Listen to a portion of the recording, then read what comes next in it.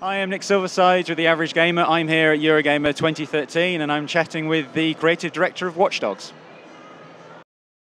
So you're playing a man called Hayden Pierce, a man a bit obsessed with surveillance, overprotective toward his family.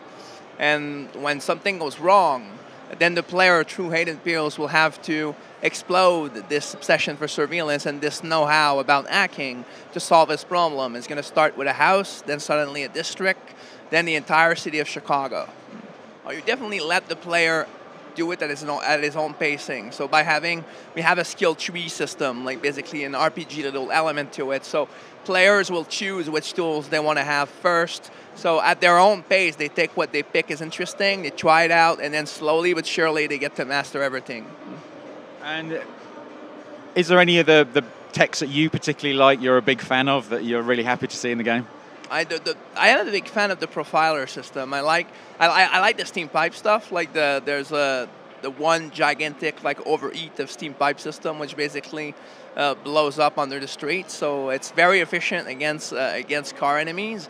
But I also I love the fact that you can just tap into people's lives, like just on the press of a button. You can watch people, like read about them and then get into their lives. I think it satisfies a certain curiosity that a lot of people have, which I think is interesting. Some games scare players with violence, some games scare them with scary situations, essentially. Are you scaring the players through technology? I'm not sure we're scaring them, but definitely people who are digging into it and see what's possible, I think will definitely, I hope, make them reflect on it, like reflect on how they should use these things or how they should protect themselves to an extent. I think it's a pretty nice idea that we wanted to push forward.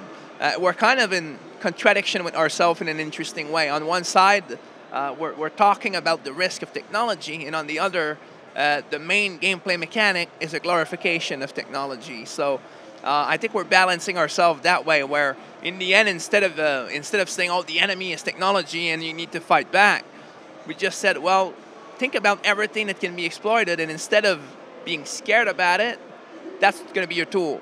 So now suddenly you're the one who needs to behave in a certain way using those things. So that creates interesting paradigm where, like, you can be hacking stuff in, you end up in a situation and you're like, I'm not sure I wanted to know that.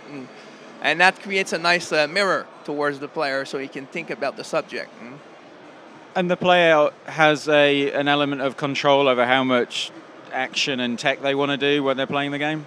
They definitely have a lot of freedom into how they play the game. So not only did they choose what to unlock first and everything, but they can choose to not use it too. And that sounds a bit crazy, but it's important. Like if you play a game like Watch Dogs and there's a lot of people around, innocent people, and you're supposed to be playing a character that is trying to fix his own problems, you need to let the player define which kind of vigilante he needs to be.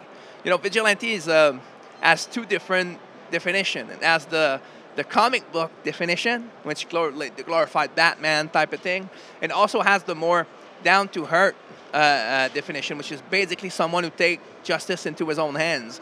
Aiden is closer to that, so let's say a bit closer to Dexter Morgan than he could be to Batman. It's kind of a nice mix of the two.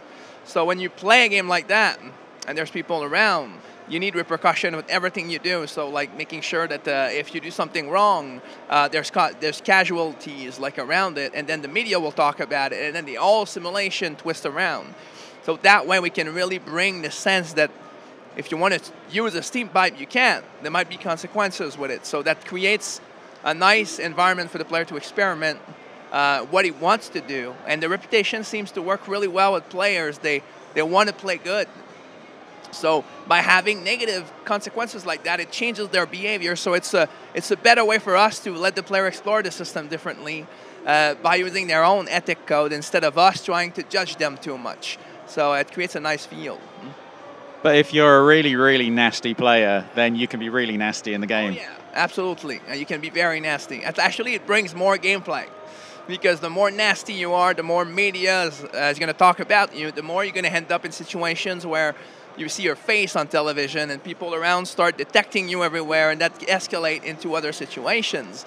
And you even have tools to try and preventing that from happening. So a great player who's really talented can be very bad bad in a sense of having negative reputations, and still be very good at the game and pull off and dodge those situations. So we wanted to balance it that way so that there's a logical repercussion, but it's also fun to play with it. And just a bit about the world. The world, you can pretty much, can you wander anywhere you want? Are you restricted to areas? It's pretty much it's open right at the start, so you can go anywhere you want. We're not restricting the player. The way the progression of the world works is more towards hacking. So within the free roaming, the player will have to progressively invade certain strategic point from the CTOS system. That's going to make it possible for him to get connected in a district. It's going to grow what we call this monitoring grid. It's like its own network to listen to what's going on in the city. So that unlocks tons of different side activities and events that the system can detect. So we can actually go and intervene into them. So that creates a lot of side content. And if you go even deeper, you can then afterwards like hack every cell towers and then unlock even more content. So we really wanted the player through the free roaming to feel like he is building his own hacking system. It would have been a bit weird and magical to just have it and have no effort to do on the system itself, like just to ground it in reality a bit more.